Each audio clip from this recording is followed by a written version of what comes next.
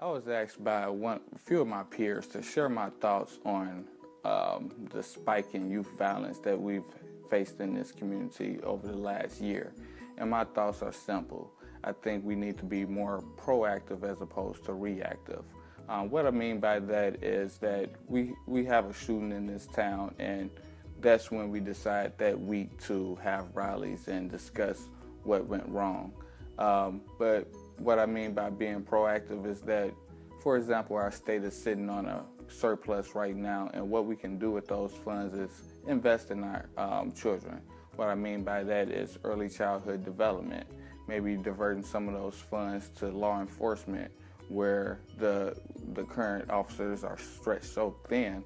I believe if we had more officers, we can do more things like community policing, where the cops are not looked at as the bad guys and get to meet some of these children when they're young and kind of develop a special relationship with those children. And I think by doing so, that'll show our youth and our families that we actually care, and we don't want them to go down the wrong road because it's something that this state cares about, and we would do something on a preventative measure. And that's my thoughts.